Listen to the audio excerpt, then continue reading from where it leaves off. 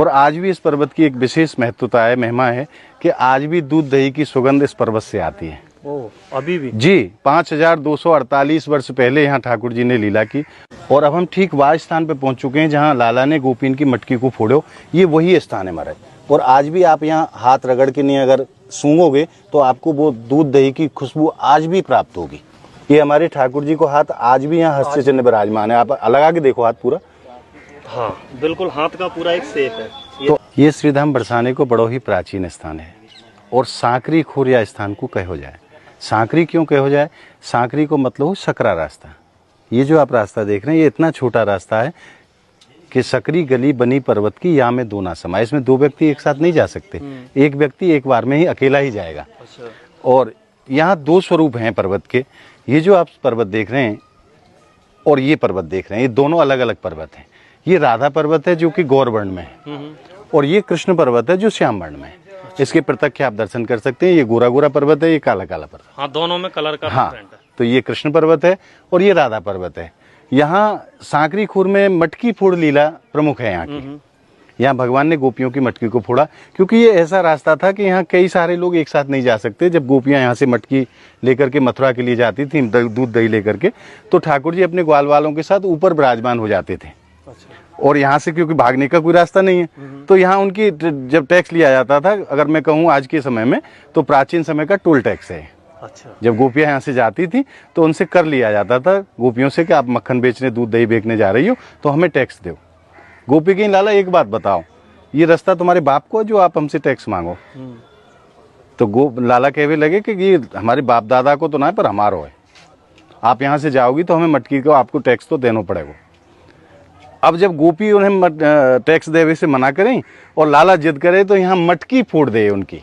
अच्छा, ये जो स्थान है और आज भी इस पर्वत की एक विशेष महत्वता है, महिमा है कि आज भी दूध दही की सुगंध इस पर्वत से आती है। अभी भी? जी, 5248 वर्ष पहले यहाँ ठाकुर जी ने लीला की। और रसिक जन तो कहते हैं, महाराज ब्रजवासी भी कहते हैं कि आज भी लाला नित्य लीला करें। अच्छा, जैसो कि मैंने आपने पूर्व में वर्णन करो, कह तो लाला खोर सांकरी और कह मोहन नंदगाम। दो जगह कन्फर्म है कि लाला आपको मिलेंगे ही मिलेंगे। नित्य प्रति हमारे ठाकुर जी नंदगांव से यहाँ पधारें। और हमारे रसिक जन कहते हैं, चंद्र मिटे सूरज मिटे, मिटे त्रिगुण विस्तार, दृढ़ हित श्री हरिवंश को मिटे न नित्य विहार। एक बार को चंदा सूरज भी निकलनो बंद है सकें, परंतु ब्रज में हमारी प्रियाजी और लालजू की लीला बंद है जाए, ऐसा कबू है ना सके। तो यहाँ नित्य लीला होती है। तो ये जो स्थान है महाराज बड़ो रमणीक स्थान है और बड़ो प्राचीन स्थान है। अब मैं आपको वह स्थान के दर्शन कराऊं, आप प्रत्यक्ष वह चीज को अनुभव करेंगे।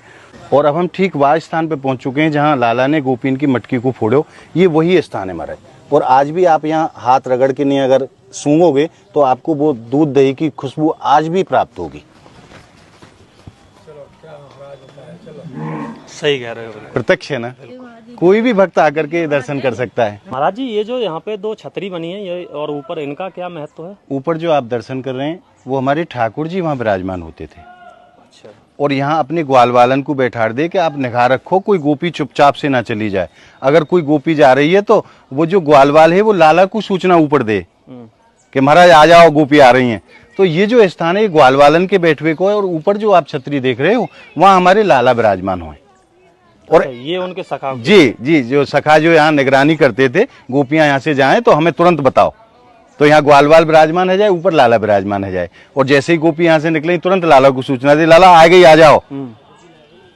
ये कृष्ण पर्वत है और ये राधा पर्वत है। यहाँ भी एक छतरी विराजमान है, आप दिखाइए जूम करके।